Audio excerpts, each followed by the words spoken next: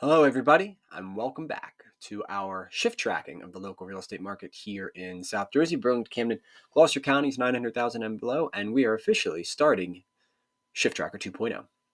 Fancy way of just saying it's our second year doing it. So, where we've come from. So, what I'm going to kind of run through you quickly with on this video is we're just going to talk a little bit about the stats from this week.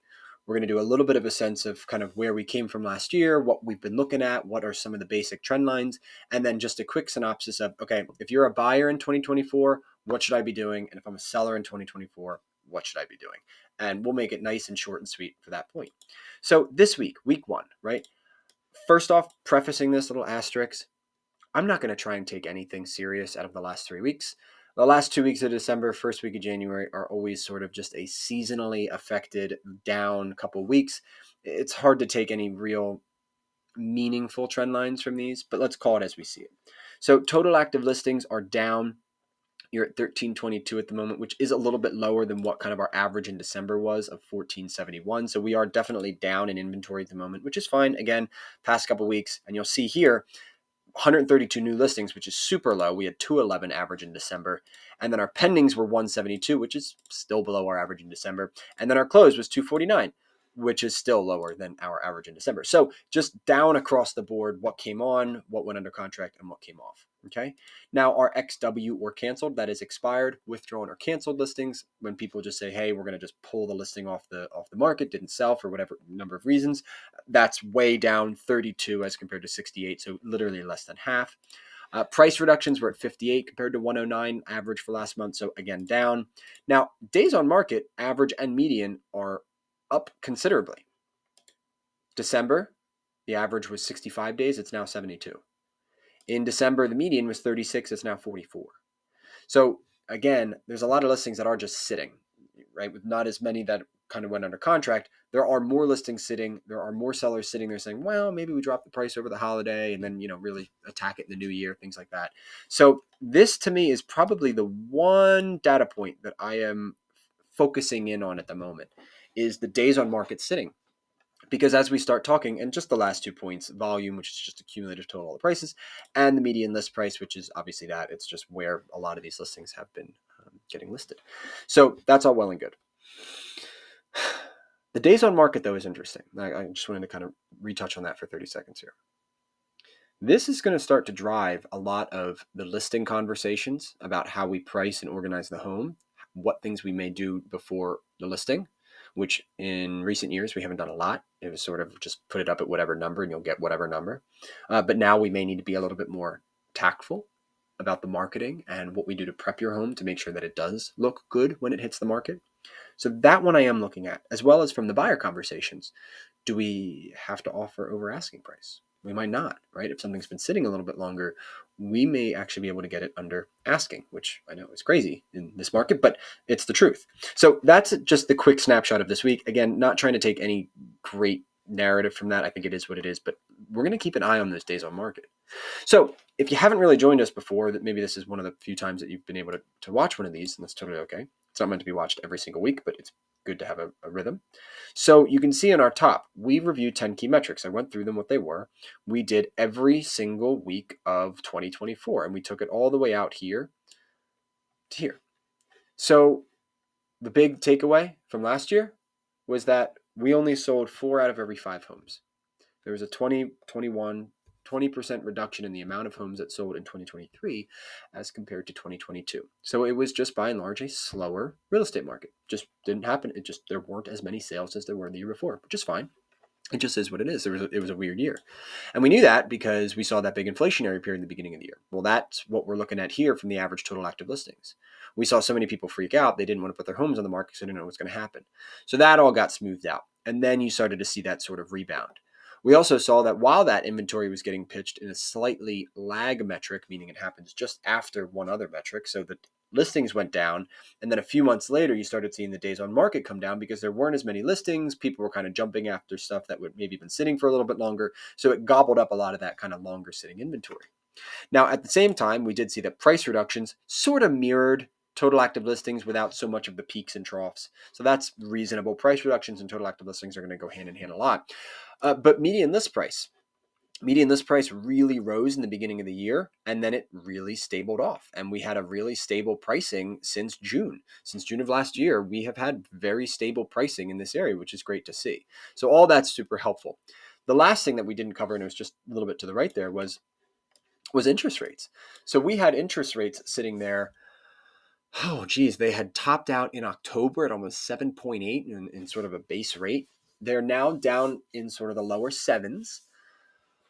But I think this is where I just want to kind of take this second half of this as we go to wrap up the video here is, if I'm a buyer, I'm thinking about these interest rates. And as I'm a seller, I also have to think about these, what should I be doing or when should I be moving? Okay.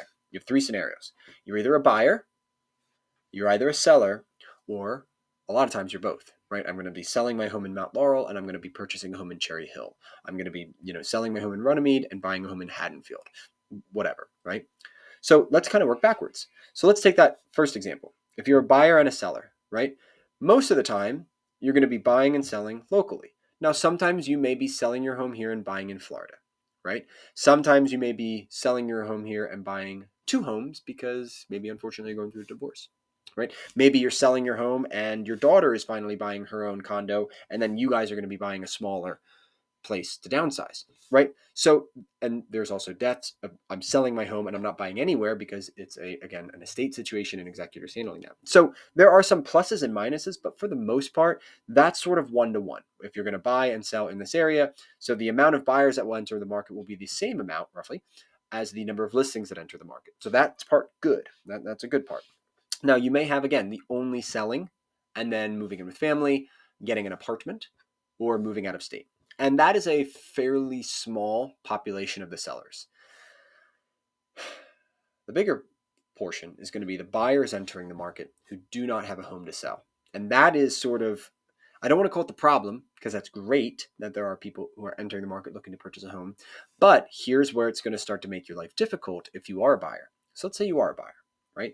You are going to be waiting sometime this year to purchase a home. Now, you may say to yourself, okay, I want to wait until the interest rates come down so that I can afford more house at a lesser monthly payment. Nothing wrong with that. Mathematically, you are correct. That is likely what will happen. However, what we may not be factoring in is two things. What is that price of the house going to be at now that there are so many other buyers that are in the market at lower interest rates as well who can now afford this house, right? Is that going to bid the price up? So it's great if I go from a 7.8 down to a 7.7 interest rate, but if the price of the home went from 330,000 to 360,000, am I really saving money? You're paying a lower interest rate but on a higher price. So your monthly payment might be less, might be the same, might be more. The other problem is, what are the other expenses I'm going to have to take on for this purchase because I'm buying in a more competitive market? Am I going to have to waive my inspections and not be able to get as many repairs completed or credits for those repairs?